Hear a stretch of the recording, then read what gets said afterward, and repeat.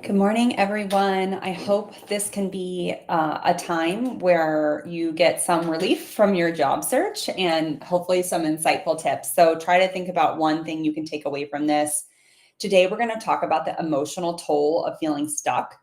And I was literally on with a client this morning, and I would say, of my client, she's performing like her results are crazy. Within the first 2 weeks, she had interviews at top tech companies. She's actually networking and having conversations.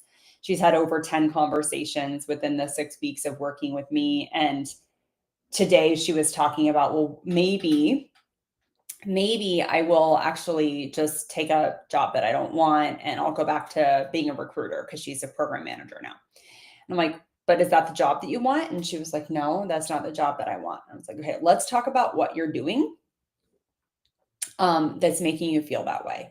And I think this is so important. So, like, the inputs that we do on our job search often make us feel stuck, right? The applying, the feeling like you're being ghosted because you never hear back and you put all of this time into something that produced very minimal results. And so I want to talk about how to shift your mindset and a job search strategy that actually works without burning yourself out. Um, and so I think that as we look at this, I would write down the things that are draining you, the things that make you feel that way. I applied to this, and this. Um, and to try and figure out how you can tweak that. So if you're applying to a job and you really want to keep applying to jobs, then consider applying to jobs and having 10 reach outs to people at the company so that you can network with two of them. And so I think we feel really productive when we're applying online, but there is an emotional toll of how it's making us feel stuck. That's going to show up in your networking conversations, in your interviews, like it's your energy. And so I feel like in a job search, you've got to have good energy. That's what's going to help propel you forward and give you momentum. And so by just trying to power through and work on things that aren't producing as many results as you want and leaving you feeling stuck is training your energy. And so if you were to take one thing away from today, I want you to think about your energy. How are you feeling on a scale of 1 to 10 about your job search? How do you feel in general about your overall confidence? I actually have clients complete a pre and post survey around energy and emotional well-being in the beginning to understand where they're at the end, because in the Phoenix formula, it's not just about getting a LinkedIn and a resume and having a good professional brand where it's easy to be seen and that your values articulated. It's about how you feel and how you're showing up, because I think how you show up in your day is how you're going to show up in your interviews, in your networking. And so I am trying to help people show up better, more of themselves, and a job strategy that actually works for them versus feeling forced or pressured.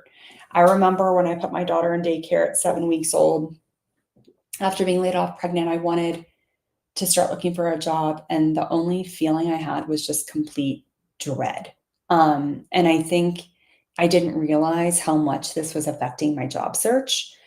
And so that's, we'll talk about this more, but strategies that can help you pivot to feel like it's less dreadful, right? Like, I'm a problem solver. I love solving problems. So as soon as I was able to pivot, as like my networking calls no longer felt like I was um trying to just get something out of them and feel icky, they became more like an anthropologist. Like, what can I learn about this company? What are they trying to tackle? Would I like to tackle that? For example, like I interviewed at Intel. I realized I did informational interviews before my interview at Intel. And in my informational interviews, I learned that I didn't want to work at the company. They were going through many transformations, which meant restructuring, layoff after layoff. It had bled into the entire culture. And they were just like trying to catch up with the market. I had realized from all my research that they were behind. and they were just trying to grasp onto anything they could so that they can survive. And I do like a good transformation.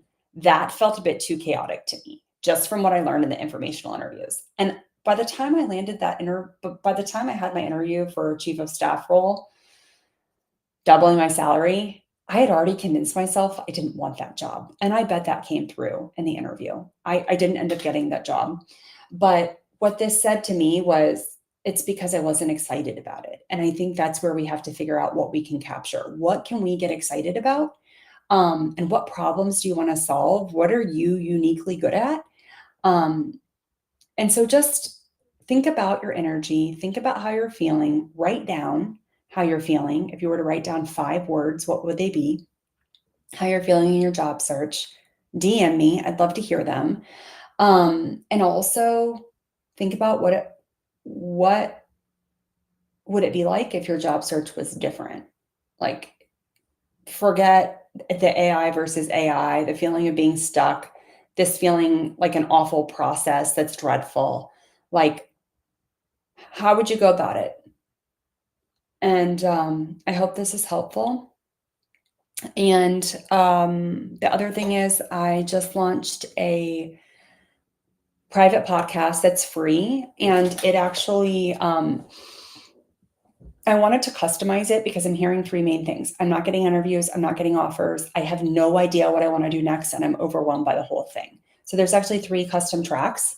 And there's about 6 to 7 episodes for each, and they're short. They're like 5 to 10 minutes, but it's literally my secret sauce. I wanted to give everyone a DIY, like, a version of, like, what it would be like working with me, but also in there's, like, all the AI prompts and the things that you would need to do, um, to follow the Phoenix formula. So I hope that provides value to you all. Go to my website, download it, and pre-submit questions if you have them, and just know that I see you.